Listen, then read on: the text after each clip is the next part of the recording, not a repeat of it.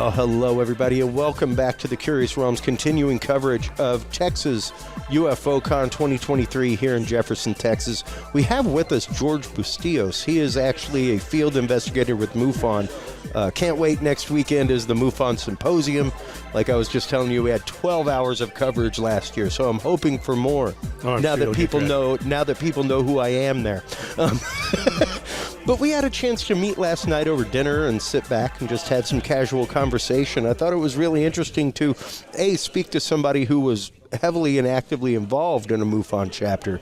And you actually helped start the Rio Grande chapter, yes, I did. Correct? Yes. Yeah, and let's start getting into MUFON field investigation for a minute, because this is one of the many communities out there where I find it very interesting that many people don't like MUFON, and it's strange. It's strange to me. I think some of it comes from the true evidentiary side of things. Right. There is always give us your account, everything else. But I think I know some people who were upset that they were made to go through and fill out a witness form when it's like, well, I have this ring video. It's like, well, that's not really a witness, though.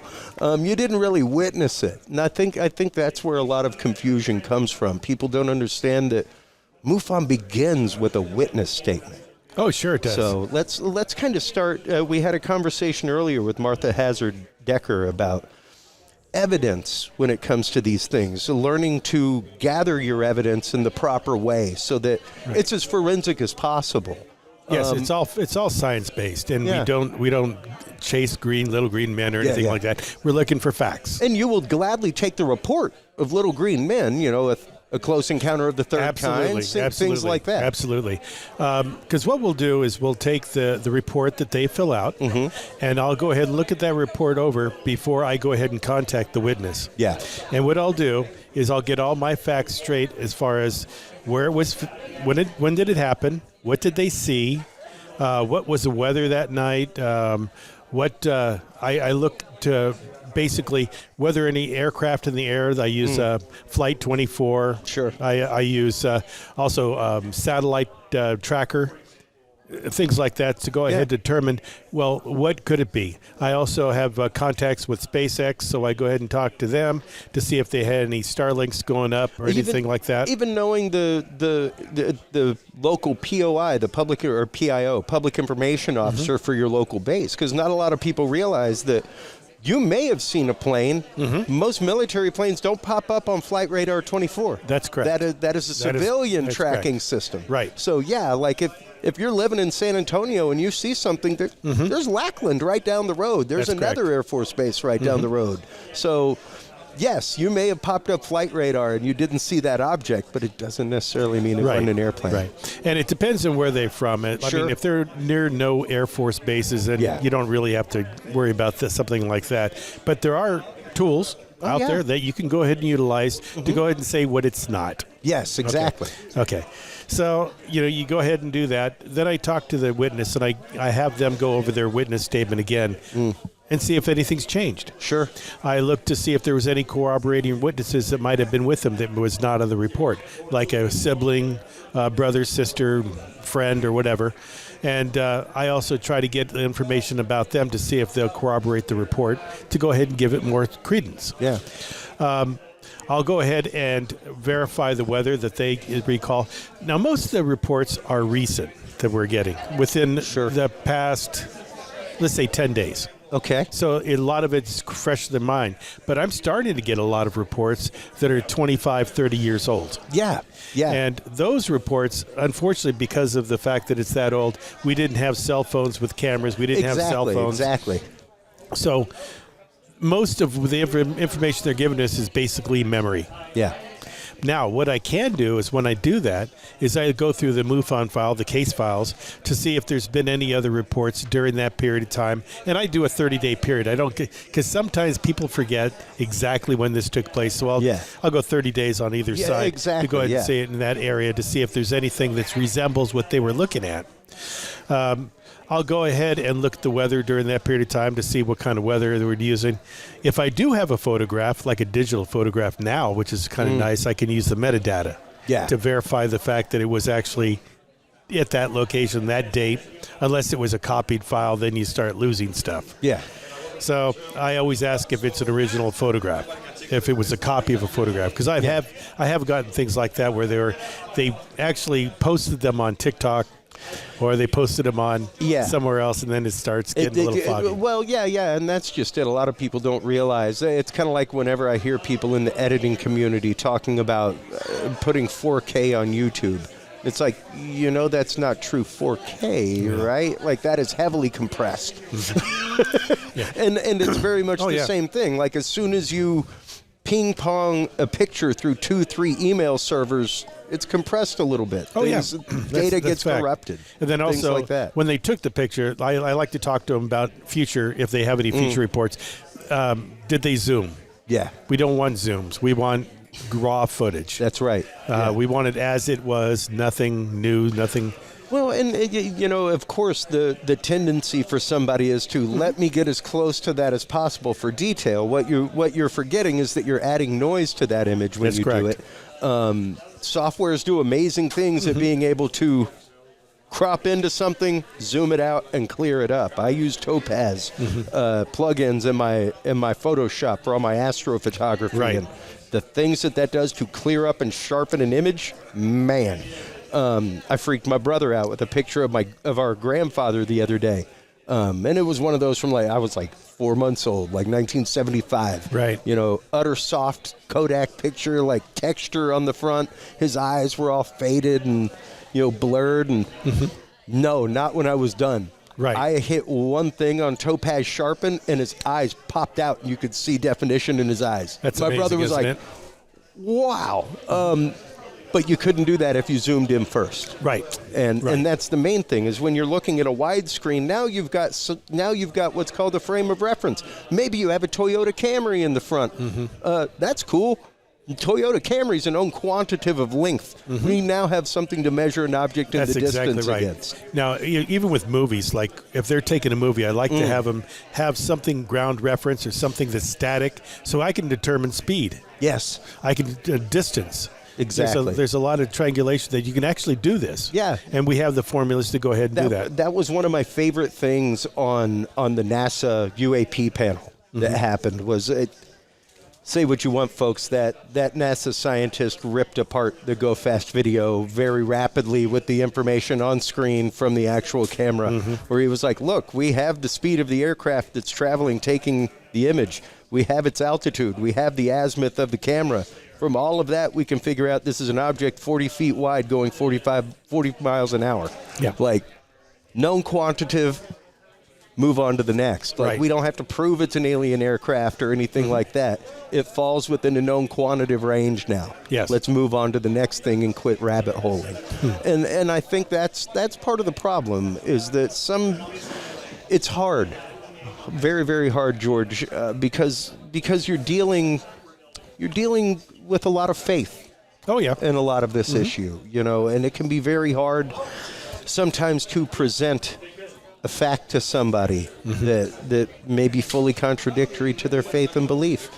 And it can be hard, 20, 30 years lived behind a lens as an audio video editor. I tend to break a lot of hearts on social media, and I am no MUFON field investigator. I haven't taken azimuths and directions or anything else. I'm just looking at what I'm looking at video and audio wise. And most of the time I can, known quantitative. Right. But you have to be willing to go known quantitative. Unfortunately, I think so many people in these communities see a proper skeptic as an enemy, when really the job of the skeptic is to dispassionately look at information and fully be willing to have my mind changed, presented with the proper evidence. That's correct. And I am a believer of believers, but because of that, my realm of evidence has to be thicker and deeper. It's gotta be, otherwise I'm quantifying because of my belief. Right. And how do you subtract some of that from your equation, George, when you start are you a believer, number one? Well, I'm a believer, but I'm also a skeptic, because I don't believe everything. Everything you see is suffer not a fool. Yeah, right. So, I'll give you an example. Please. I had one person that had this interesting. They had a beautiful house in the foreground. It was at night, and they had this image in the sky. And he says, I was taking pictures of this house, and then I got a picture of this image above it. I said, did you see the image? No, I saw it in the camera. I said, see those searchlights, those the security lights you have there? That's called lens flare. Yeah. And, things like that. And you have to be, and you don't want to, I always, something I say, yeah, it's lens flare, but I'll tell you what. Keep on looking at the sky. Right. Because, keep taking pictures. You don't know Keep taking what you pictures. don't know. That's right. That's right. So, that happens a lot. Or I get Chinese lanterns. That happens as well. Yeah. Or it is an aircraft. You can see the navigation lights going on it. And, And then I look at Flight 24 and I say, okay, that flight was there with me. Yeah, and once again, there's numerous tools out there at disposal that even the average person can use. Granted, I've stepped a little bit one step beyond. I went out and I got a MADAR system. So I've got MADAR going in my house right now. Awesome. I think I've rang up 3 anomalies in the Austin area so far. In my area where my node was the one that rang up a magnetospheric anomaly. That is cool. It's pretty hip, man, to be like, wow, yeah. And what's funny is I'm a backyard astronomer. Like, I'm out in the backyard taking pictures of the moon, Orion's Nebula, things like that. These things have happened while I am out taking pictures of the sky, like full-on observing. Yeah. I saw nothing. Yeah. You're like me. But there was a magnetospheric anomaly while I was doing it. So it's like, ooh, that's strange. There is something there. Yeah, I've always looked at the night sky like you did. I've got my little Celestron C8 telescope. I love it. And I do the same thing. And I see weird things sometimes, too. Oh, yeah. When you're not looking for it. And that's what happened. That's actually one of the questions, to go back a little, is when I'm talking to people, and what were you doing before you were looking up? And a lot of times, if they were just like, I was walking the dog, and the dog started barking, and I started looking up, and I saw something. Or someone else said something to look up, and I saw something. And it's, how did they go about seeing? How what did they it saw? come to your awareness? Right. Yeah, precisely. So that's always goes into it, and it goes in the credibility of the person. Like I mean, some people are looking for something, and they're going to see anything and what they want to see. Well, and once again, I belong to a lot of online communities, and there are quite a few folks out there who post pictures on the weekly, George, and it's one of those like, my friend, I'm not going to say that you have not experienced or seen an anomaly in the sky. However, just from a point of logic, if this was going on a schedule in your backyard, you'd probably be selling tickets. Like, I'd venture a guess that like there would be a Ferris wheel out front and viewing times. If you could pop it like every Wednesday night, this happens. Right. How do you take that into account when somebody comes to MUFON with that? Well, I never discredit anybody. Absolutely. I don't want to give anybody, I take it with a grain of salt, and I go ahead and explain to them, like, after I've gone through my explanation of what I've done in my investigation, I'll go ahead and tell them what I found. And I said, I appreciate what you found. And I said, that's really cool. But unfortunately, this is what I've come up, and this is why. Yeah.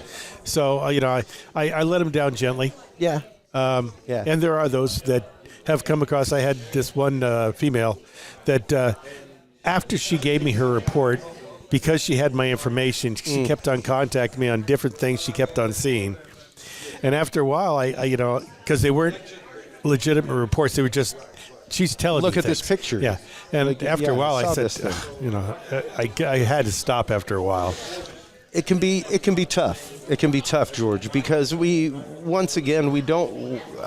talk to a lot of experiencers on this show in many different realms, from UFO, UAP to demonology, all kinds of things. I myself have had numerous experiences in my life that, I fully cannot explain. So when I tell them to people and they look at me like I have 3 eyes, I get it.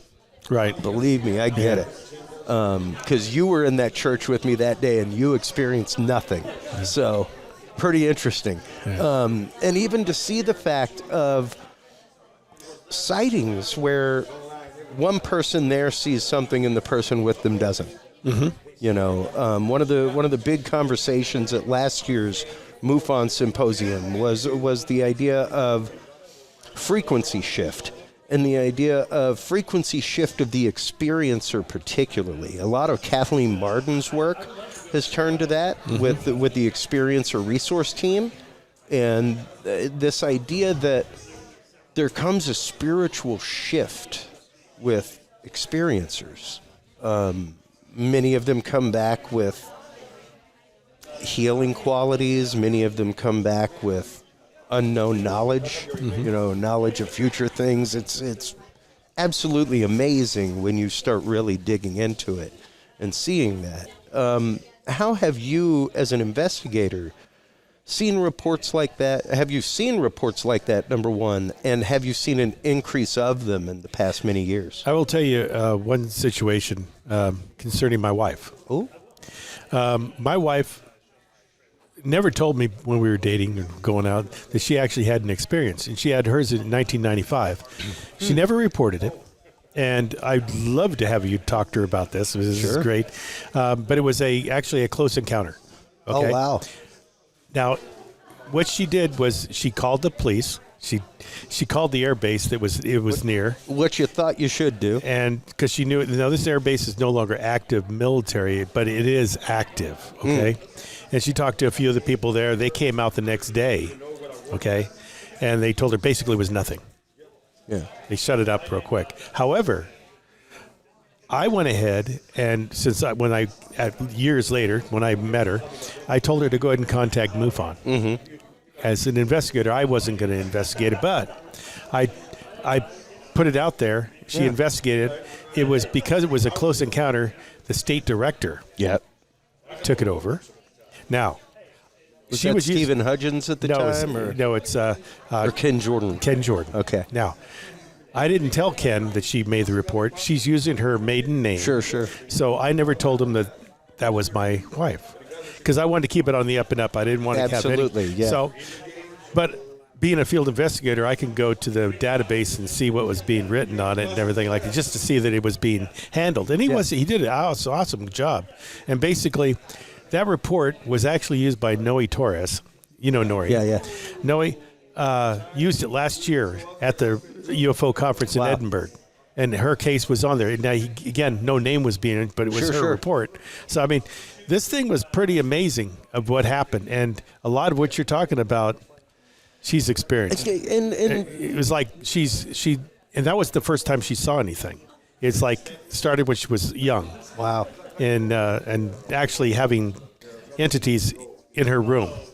And that's the amazing thing, George, is how many people, especially once they have experienced that close, not just a sighting, right, but having a close encounter of the second, third, fourth kind, the repeat of those things. Oh yeah, the repeat of other occurrences with things. That is fully documented, and it's really interesting to see the quantification of that data, that experiencers tend to experience more afterward. I think what helped her case as well is it was back in 1995, so she didn't have a camera. She was out doing chores in the evening, feeding horses and stuff like that. However, I was able to look in our database, and I actually saw a report that was filed where they saw something in the sky that night. Yeah.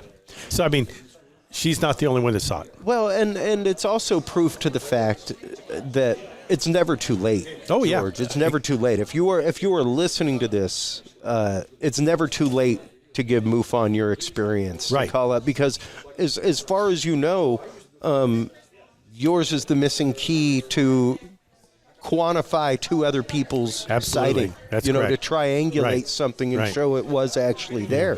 We have a guest on our show, Father James Cloud, who is a demonologist, exorcist, things like that. He had an experience. I mean, he's going on mid-50s, early 60s. He had an experience when he was like 13 years old that he just reported to MUFON this last year. Wow. Just reported. Got to the point, and I mean, this man's an exorcist, Jack. He has seen some things. Oh, yeah. He just got to the point that he's willing to share that. Like, he comes on my show and talks about fighting demons, man. Yeah. But he just personally got to the point where he was willing to share that story with the world. Well, I know that since 2017, when the release of those TikTok flights and everything like that, it's become more credible, more believable. It's not so much science fiction anymore, but now it's very possible, right? So I would say a third of the cases that I've handled are at least 10 to 15 years old. Wow. And that's because awesome. People are starting to come out and awesome. and report that which they hadn't did. And that's what, when I talked to my wife, I talked to her, said, you need to report this. It's no different than saying, I witnessed that crime 15 years ago and going to a DA or going to a detective and letting them know that you witnessed that. Yeah. Like, dude, there's smooth a good 10 people a year that get off like death row, life imprisonment because somebody finally stepped forward with some information in a case. Right. Or because we were now able to go back and re-review evidence with new methods, with new methodologies. Yeah. And even right now, the fact that, good God, what is it, almost 50-something years that MUFON has been up and operating and taking reports. 1969. Yeah. So the fact of being able to go back and the conversation I was just having with Mitch Whittington, to be able to go back with AI and put in data sets and say, call this information and pull it together. Yeah. The data that can now be pulled from that in that way without somebody like you literally because unless it has to do with your case or your current case file, you may not just be going through and perusing all that data all the time. Sure. It's a mass amount of data to just go through and put in your head if it's not about an active investigation. I agree. But if you gave that to ChatGPT with a task, man, imagine what it could call together so rapidly. Yep. And now with all of the videos, with all of the UAP disclosure, Arrow, everything else, have y'all at MUFON noticed an incoming of similar sightings, so to speak? I guess. Yeah, I mean, like things, Tic Tac or spheres. Things that tend to match up with what's there. One of the things that any MUFON member, not just the field investigators, you get the what you call it, the MUFON journal. The MUFON journal every month. I love my MUFON journal. And in the MUFON journal, there's always a page that talks about how many sightings in Texas and every other state nationwide, the 40 different countries that we have cooperation with, that also list. But it also tells you how many spheres, how many triangles, how many and I would say there's no more Tic Tacs or the Tic Tac shape than any others. I think there's still a variety of the shapes that are out there that that are known type thing.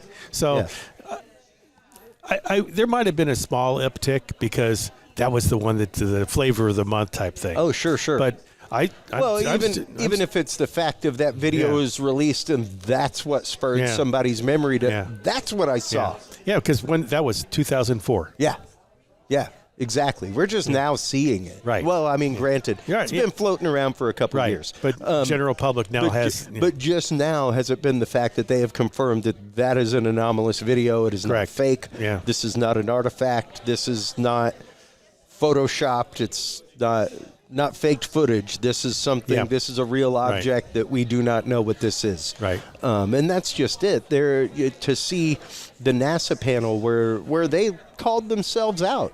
We're like, we have been woefully misguiding science and ourselves by ignoring this 3 to 5% anomaly, by making fun of other scientists who study it. Right. We've been putting a bad face on this, and pretty sure that's the job of science, to look at the 3 to 5% anomaly. Right. Like, that's exactly what our job is. Right. Not to keep confirming known quantitatives, and that's a hard thing. It's a hard thing to come forward and say.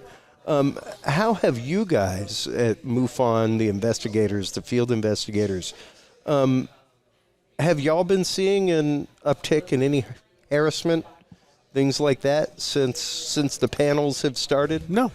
Okay. No. Because I know quite a few scientists that I know, things like that have definitely been getting some nasty emails. Yeah. Things well, like that. We're pretty much you're hiding things. Well, we're hidden in the background. Yeah. People don't know who we are, really. Sadly. Yeah, well, but they don't, and I like it that way, to be quite honest with you. Sure. I want to be able to do my job. Yeah. I don't want to have, I'm not looking for fame or fortune. And I love doing what I do. Yeah. It's fun. Yeah. And it's interesting to go ahead and get this information and put it out there. It is. And, my summation or my conclusion is not the final. It is a final for if it's something minor. But if there's something interesting out there, it gets reevaluated and gets looked at. It gets by passed down the chain. Because we do have scientists on board. Oh, absolutely. We have forensic scientists that can go ahead and get into things that I'm not familiar with. Yeah. We're just like the first step in the chain, really, basically. Yeah, precisely. And when it comes to that, George, how does somebody grab hold of the first link of that chain? How do they start pulling? How do they get a hold of MUFON, make a report? MUFON.com. How do they get a hold and get involved? If you go to MUFON.com, in the upper right corner, report a sighting. The first thing that'll come up when you report a sighting, it'll have a disclosure. It'll basically say, how do you want to do this? Do you want to be anonymous or do you want to give your name? You can do it anonymous. Yeah. Okay. That makes somebody feel a little bit more comfortable, especially if they're kind of leery in the first place. Then what we do, because there's been a lot of Starlink reports, they show a couple of Starlink videos of, if you've seen this, that's what you've seen. You can stop here. You can stop here. But if not, there is, depending on the type of sighting, if it's what we call CE1, which is basically a flyby. Yeah. If they see a flyby, it's a very simple report. There's not too much information that goes in it, but there is enough meat in there for me to conduct an investigation. Sure. CE2 is not only a flyby, but kind of weird type of aerobatics, things that are not that we can't do. You see a right angle happen. Things like that, or several. Yeah. Things like that. CE3, a landing. Okay. CE4, a close encounter. Then we don't do CE5, although there is a CE5. There is. Yeah. Yeah. And you know what that is. That's where being able to call forth aliens using your mind. Yes. Or ships or what. And there's very interesting things happening with that. Yeah, Dr. Greer is one of the proponents of that. Yeah, and I can see where people have problems with it. I can even the fact of one of the things. I mean, I just came from the remote viewing conference. Yeah. The paper that started the whole science of remote viewing was the fact that when scientists went home and thought about their experiment at the lab, that they were affecting their experiment. Mm-hmm, mm-hmm. So even the possibility of we're going to go out on a night watch tonight. Yeah. If you're getting hyped about the night watch, you may be affecting that experiment in a different way. Sure. But the human mind is more powerful than we know. It's incredible. So am I going to say no? Doesn't happen. I've not seen it, but I'm not going to say no. I'm not going to say no. No, I'm not going to say exactly. I'm very much of the same mind, George. Thank you so much for taking the time, stepping away from the MUFON booth, hopping over. My pleasure. Can't wait to go talk to the rest of the community next week. But before we go, one last time, let everybody know where they can go to get involved, where they can go to contact you if they have a case. Well, again, all that kind of stuff, or your local MUFON, right? MUFON.com. That's the easiest way. Now, I do have flyers available at the booth, and anybody that has a MUFON booth will have these flyers. Yeah. And basically do it the old-fashioned way, fill it out, send it in, and they'll go ahead and you can become a member that way. I've got flyers for how to become a field investigator. And, of course, to be a field investigator, you got to be a member in good standing. That's right. So that's the first step. I've got flyers for just MUFON itself. If you were just interested in MUFON, you don't really know what MUFON is, this little pamphlet will tell you a lot about MUFON. Yeah. Even before you get online. But if you get online, that's the best way to go ahead and become a member. And it's only $56 a year. It's $56 a year. And you get the journal. Yep. And now if you want to get MUFON TV, it becomes a little bit more expensive. If you want a hard copy journal, it becomes a little bit more expensive. But otherwise, $56 a month, and that's it. A year. Sorry, keep on saying month. Yeah, $56 a year. Memberships. Yeah. But, that money goes to good, for more investigation. It's where And we are all volunteers. I was just about to say a lot of people Yeah. do not really. You are not out there making a No. comma with zeros in No. the middle salary doing Nope. this, man. Nope, You it's are all a volunteer. volunteer. Everybody Yeah. with MUFON is a Yeah. volunteer. And a field investigator, there's a little bit of expense to it because Yeah. you got to have equipment, because 90% of what you do is interviews on the phone, emails, or texting. Yeah. If you're part of a STAR team, which is a special team that will actually go out to a location where there may have been a landing, then you have to have certain equipment. Yeah. So you got to have that Proper equipment ready. Geiger counters Yes. and things Yeah. like that. Yeah. Lab Yeah. grade. Yeah. Lab grade proper equipment. Right. Man, thank you so much. You're I'm welcome. looking forward to it. I am a lifetime benefactor, folks. I will tell you that right now. We are an official sponsor of MUFON Symposium. I could probably spend my money and get behind a local political candidate, George. Yeah. No.